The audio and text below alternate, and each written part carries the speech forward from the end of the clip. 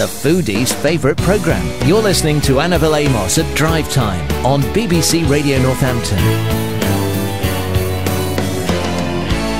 Right, 21 minutes to 5. So just what is the temperature outside then? It's been hovering around freezing point all day. So that is 0 Celsius, isn't it?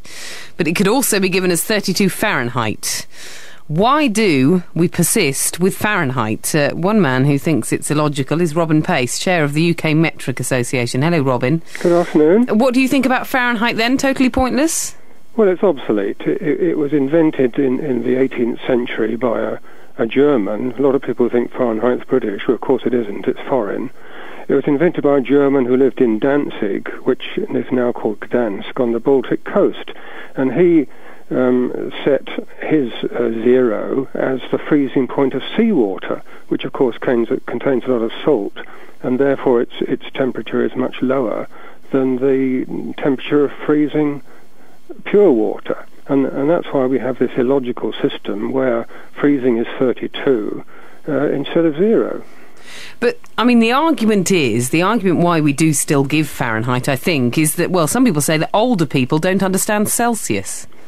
Well, I think that's an insult to older people. I mean, I as it happens, I'm age 67, and unless you're actually suffering from dementia, it's not difficult to get your head around the idea that freezing point is 0. It's so obvious, and equally that boiling point is 100. It's a natural system, and anybody can understand that.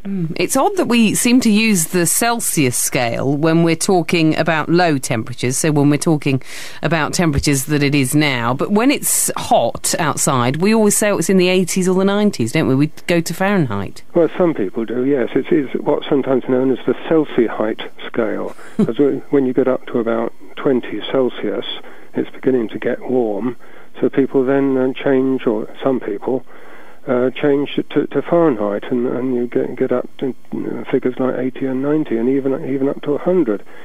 It's not logical. If you want to compare a hot temperature with a low temperature, you obviously have to use the same scale. I mean, if I say it's 75 Fahrenheit, but it's 25 Celsius, would you know which was hotter?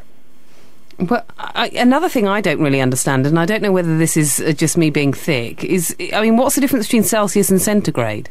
Oh, there's no difference. It's just a different name. It was renamed Celsius after a Swedish scientist who actually invented the Celsius scale, but the units are actually exactly the same. So it doesn't matter which you use? Well, the correct usage is Celsius, but if you say centigrade, people understand what you mean. The UK does seem to have stalled a bit on metrification, doesn't it? Oh yes, well this Celsius Fahrenheit thing is just a small sample of the big muddle of metric and imperial measurements. Because we sell things in kilos now, don't we? But we still have everything's in miles, isn't it, on signposts? Yes, unfortunately, which means you can't work out your petrol consumption because your signposts say miles, but you buy your petrol in litres. It's a nonsense, and it's really time to bring it to an end. So you would like all signposts to be changed to kilometres, would you? I would indeed, yes, and speed limits to kilometres per hour, yes. And how do we compare to other countries? Because I know in France they're all kilometres over there, aren't they?